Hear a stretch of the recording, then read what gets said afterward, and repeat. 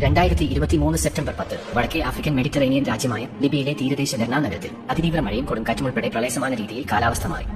പ്രളയത്തെയും കൊടുങ്കാറ്റിനെയും ചെറുത്തു നിൽക്കാൻ ലിബിയൻ ജനതയ്ക്ക് കഴിഞ്ഞു. എന്നാൽ പ്രളയത്തിൽ കുത്തിയൊലിച്ചു വന്ന എങ്ങും ഉൾക്കൊള്ളാൻ കഴിയാത്ത ജലം മുഴുവൻ അവരുടെ മുകളിൽ ഒരു ദുരന്തമായി കാത്തിരിക്കുകയായിരുന്നു. ഈ ജലം മുഴുവൻ ഉൾക്കൊള്ളാൻ കഴിയാതെ ഡെർണ നഗരത്തിന്റെ മുകളിലുള്ള 2 അണക്കെട്ടുകൾ തകർന്നു വീണു. എന്നാൽ ഈ ഡാം തകർച്ചയെ ചെറുത്തു നിൽക്കാൻ ലിബിയൻ ജനതയ്ക്ക് കഴിഞ്ഞില്ല.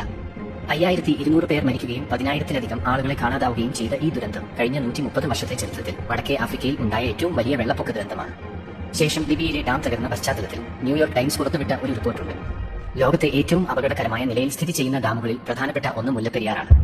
ന്യൂയോർക്ക് ടൈംസ് റിപ്പോർട്ടിന്മേൽ പേരെടുത്ത് പറഞ്ഞ് അപകട സാധ്യത സൂചിപ്പിച്ച ഏക അണക്കെട്ട് മുല്ലപ്പെരിയാർ തന്നെ. ലോകത്തിലെ പല അണക്കെട്ടുകളെയും പോലെ ലിബിയയിലേതും ആയുസ് അവസാനിച്ച ഘട്ടത്തിലാണ് തകർന്നടിഞ്ഞ് കൊടിയ ദുരന്തമായി മാറിയത്.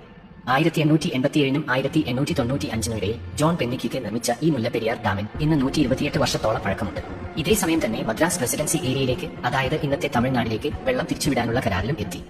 റിപ്പോർട്ടനുസരിച്ച് ഭൂകമ്പ സാധ്യതയുള്ള പ്രദേശത്താണ് മുല്ലപ്പെരിയാർ അണക്കെട്ട് സ്ഥിതി ചെയ്യുന്നത്. 1988 ജൂൺ 7 റിക്ടർ സ്കെയിലിൽ 4.5 തീവ്രത രേഖപ്പെടുത്തിയ ഭൂചലനം ഉണ്ടാകുകയും ചെയ്തു. നെടുങ്കണ്ടത്തും കല്ലാറിലും അണക്കെട്ടിന്റെ 20 കിലോമീറ്റർ ചുറ്റളവിൽ ഏറ്റവും കൂടുതൽ നാശനഷ്ടങ്ങൾ ഉണ്ടായി. തുടർന്ന് സമീപകാലത്ത് പ്രദേശത്ത് നിരവധി ഭൂചലനങ്ങൾ ഉണ്ടായിട്ടുണ്ട്. IIT റോക്കിയുടെ 2009 റിപ്പോർട്ടിൽ ജലനിരപ്പ് 136 അടിയിൽ ആയിരിക്കുമ്പോൾ റിക്ടർ സ്കെയിലിൽ 6.5 തീവ്രതയുള്ള ഭൂകമ്പം അതിന്റെ സമീപത്തുണ്ടായാൽ അണക്കെട്ടിന് കേടുപാടുകൾ സംഭവിക്കാൻ സാധ്യതയുണ്ടെന്ന് പ്രസ്താവിച്ചു.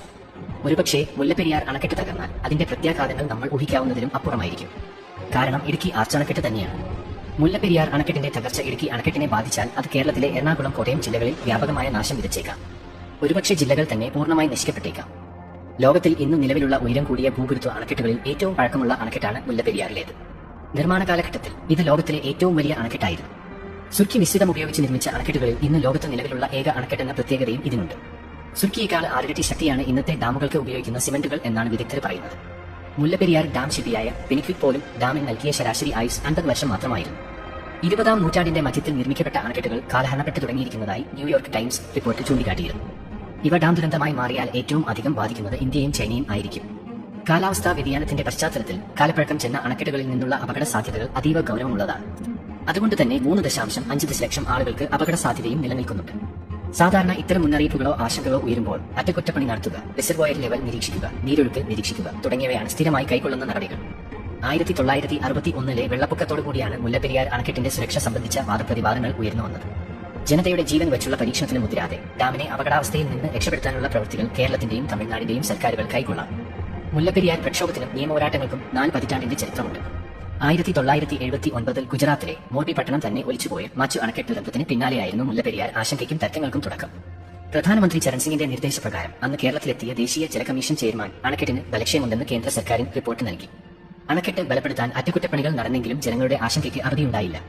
1996-ലാണ് മുല്ലപ്പെരിയാർ ഒരു വലിയ നിയമപോരാട്ടമായി മാറുന്നത്. പല സ്ഥലത്തെയും ദാരുണമായ അണക്കെട്ട് ദുരന്തങ്ങൾ ലോകമെമ്പാടുമുള്ള മറ്റ് അണക്കെട്ടുകൾക്കുള്ള മുന്നറിയിപ്പ് സൈറൻ കൂടിയാണ്.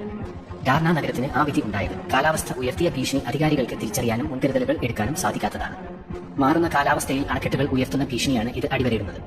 ഭയപ്പെടുത്താനല്ല, ജാഗ്രത പുലർത്തി ആവശ്യമായ മുന്നൊരുക്കങ്ങൾ നടത്താനാണ് ന്യൂയോർക്ക് ടൈംസ് റിപ്പോർട്ടിനെ ഗൗരവത്തിലെടുത്തുകൊണ്ട് അധികാരികൾ നടപടിയെടുക്കേണ്ടത്.